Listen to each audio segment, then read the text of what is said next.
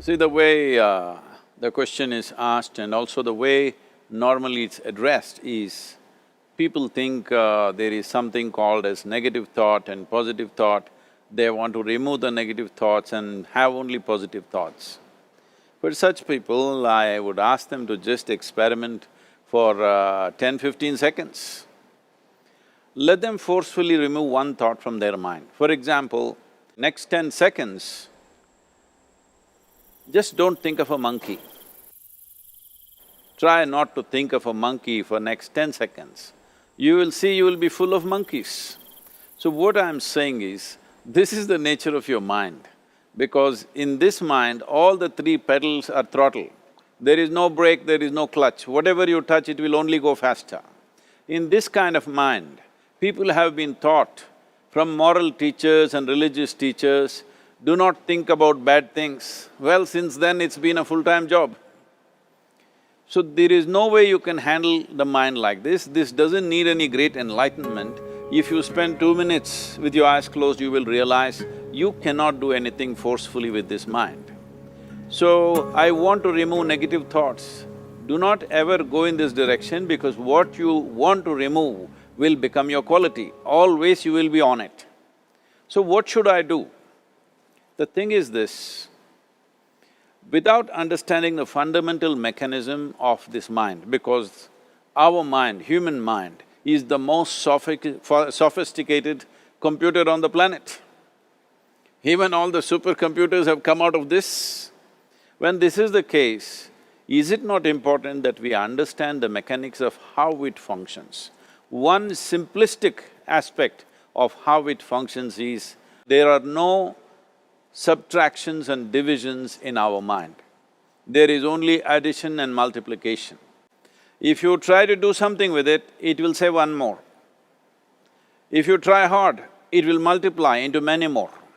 In this mind, you don't try to identify what is positive, what is negative and try to remove it. First of all, one needs to understand, this mind of yours, this body of yours is supposed to serve you. The life that you are is important. Body and mind are vehicles that must serve us. If you sit in a vehicle, it must go where you want to go. If it goes to its own destination, what is the point of such a vehicle? It's just a nuisance.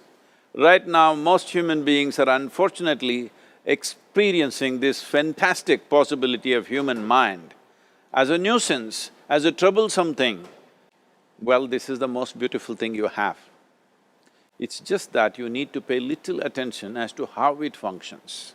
One simple thing is this. First and foremost process is, that's why we put out this process called Isha Kriya. This is to distance yourself from your physiological and psychological process. There is something called as you which exists. This is not a composite of all your thoughts and emotions and physiological processes.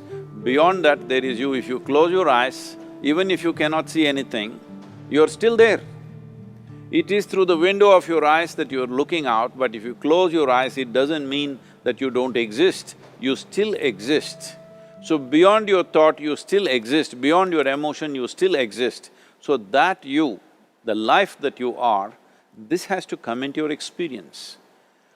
Why is it that you're not allowing that to come into your experience, which is the most significant aspect of who you are?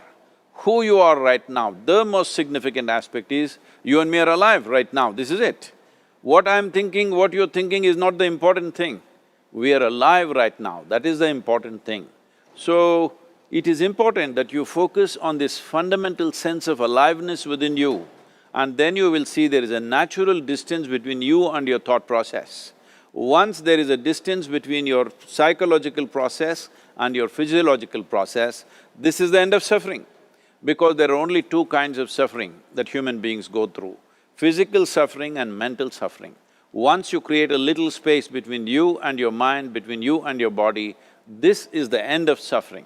This is something every human being has to experience and know, otherwise thinking I will just remove negative thoughts and I will have positive thoughts, all the best, it's not going to work 100%, it's not going to work. because nobody can remove it, they can avoid it for some time. So when negative thoughts come, you say Ram Ram, Shiva Shiva, whatever you want, but this is just avoiding, it's not gone. The moment you stop that, it will pop back with great force, otherwise it'll come back in your dreams.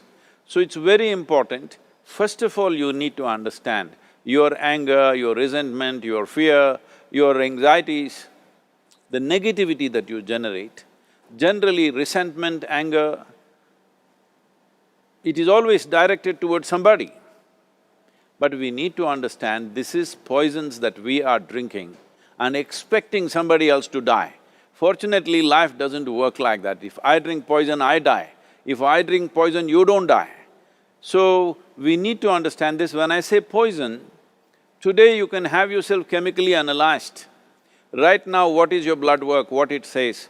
5 minutes of intense anger, check your blood work and see, there will be lots of negative elements in it, literally you're poisoning yourself.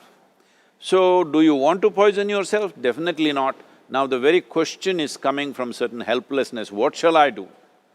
Don't do anything, just sit back and just concern yourself with something which is a life process. Maybe your heartbeat, maybe your breath, maybe just a sensation of being alive.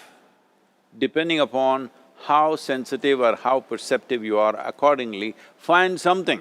It could be a sensation in the body, it could be breath, it could be heartbeat, it could be anything, something which indicates life to you. Just pay attention to that for some time. Slowly you will see there is a distinction between what is you and what you have gathered, which includes both your physiological and psychological possibility or mess, whatever you made out of it.